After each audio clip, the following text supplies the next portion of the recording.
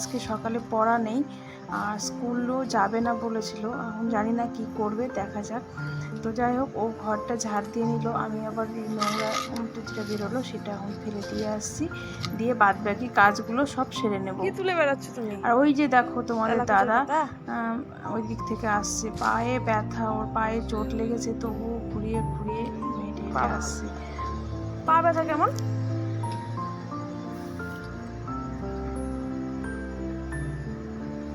তো এখন শিউলি ফুলের পাতা তুলছে, আর বাইরে যে গেছিল সেখানে যে তেলাকুচা যে বলে যে পাতাটা, সেই পাতাটা আনছে। এই দুটো পাতার জুস করে ওকে দেই সকালবেলা।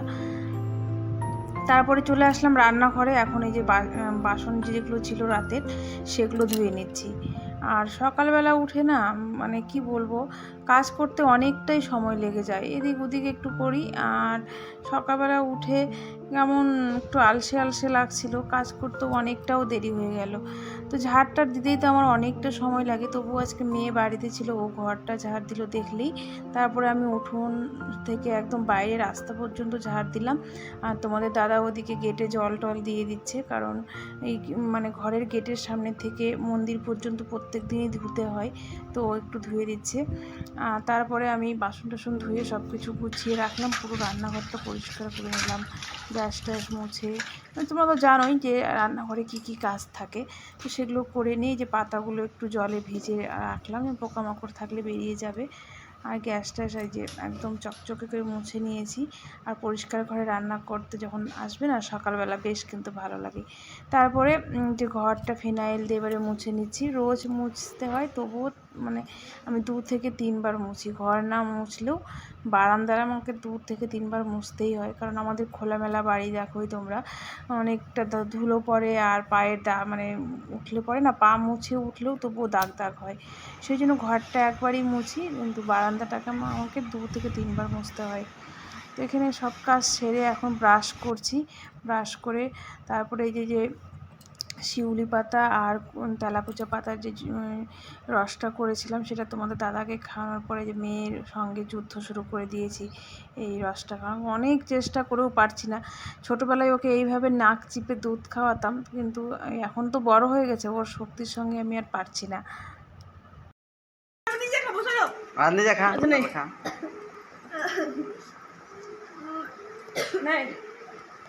খা, তুই নিজে খা।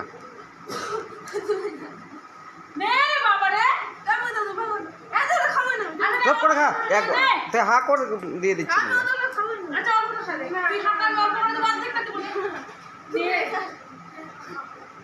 হা কর, একবারে যতটা বতটা নেখা।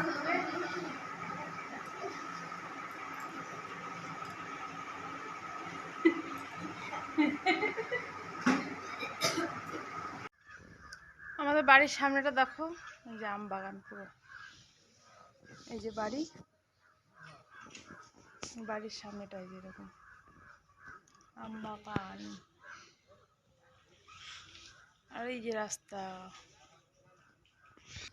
দাঁড়াও ভালো করে তোমাদেরকে দেখাই। এই যে জয় আসছে, রাস্তা এটা, এই যে আম বাগান, আর এই যে আমাদের বাড়ি, মন্দির।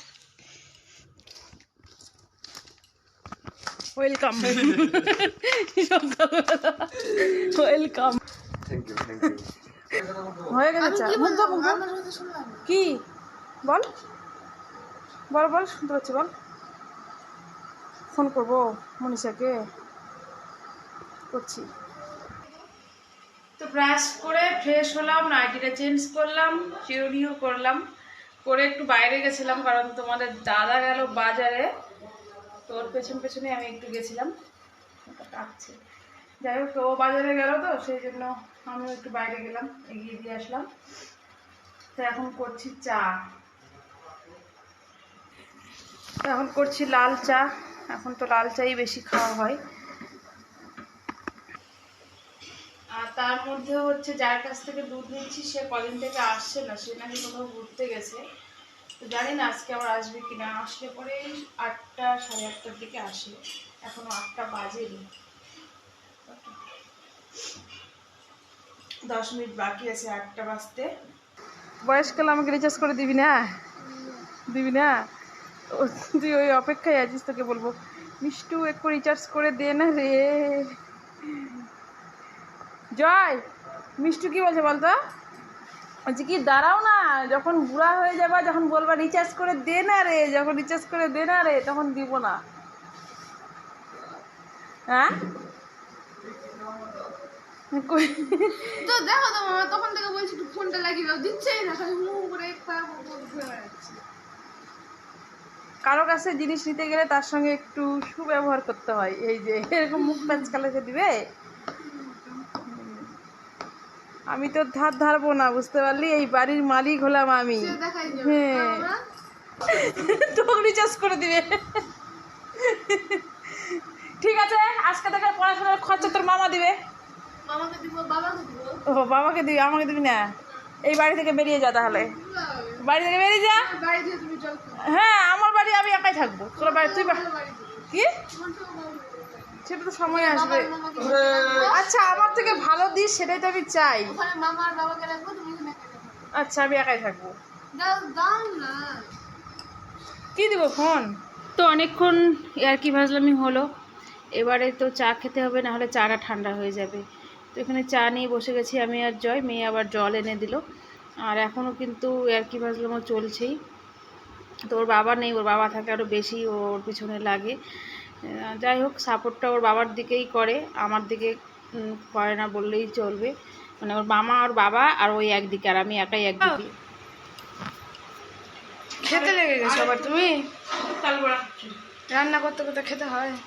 আমি তাল বড়া কি রান্না করছি? ওরকম করে বেকা আসবে ভিডিওটা। আমার ভিডিওটা দেখ কেমন বেকা আসে।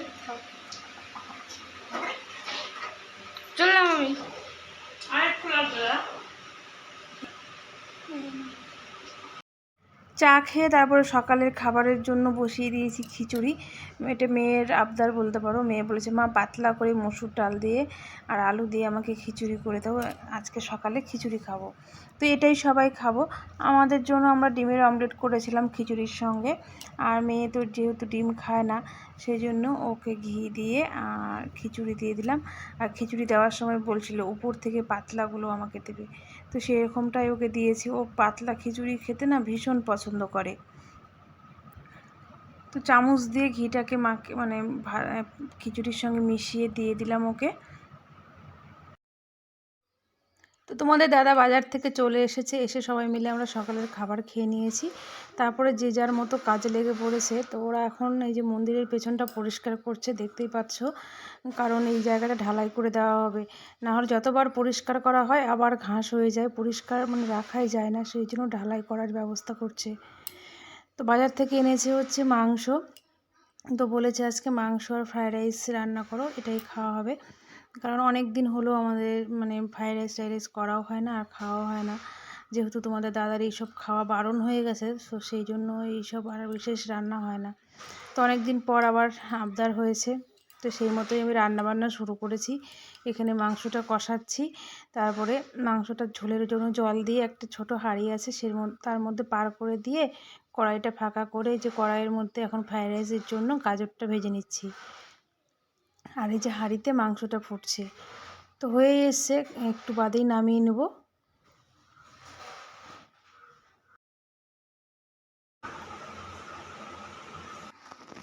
তখন 1টা বাজে, স্নান করে আসলাম, রান্না সেরে কী কী কাজ করলাম, অনেক কাজ করলাম। মেয়ে সংসারে তো একটা কাজ থাকে না। রান্নাবান্না সেরে যত বাসন ছিল, রান্নার বাসন, সকালে খাওয়ার বাসন, সবগুলো মাজলাম। মেজে গ্যাস মুছে রান্নাঘর মুছে বেরোলাম। সকালে তো একবার মুছেছি, তবু রান্নার পরে আর একবার মুছলাম। মুছে রান্নাঘর থেকে বেরোলাম, বেরিয়ে কিছু জামা কাপড় ছিল সেগুলো কেচে, মেয়ের স্কুল ড্রেস আরও সাদা জামা কাপড় ছিল সেগুলোতে সব উজালা দিলাম, দিয়ে বাথরুম পরিষ্কার করলাম, করে স্নান করে যে আসলাম, এখন সবাইকে খেতে দেবো। তো এখানে স্যালাড রেখেছি, তো বিনস ছাড়াই হচ্ছে ফ্রায়েড রাইস। আর এখানে আছে এই যে মাংস। কড়াই কিছু নেই, এমনি ঢাকা আছে। তখন সবাইকে খেতে দেবো। তখন স্নান করে ওঠার পরেও কেমন ঘেমে যাচ্ছি। এখন সবাইকে খেতে দেবো, বাইরেই খাওয়া দাওয়া করবো। বাইরে কলা পাতা কেটে নিয়ে এসছে, কলা পাতা কেটে এনেছে, কলা পাতায় আজকে খাওয়া দাওয়া হবে।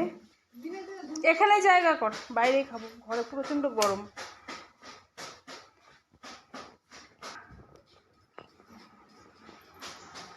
ধীরে ধীরে ধুলছি তো।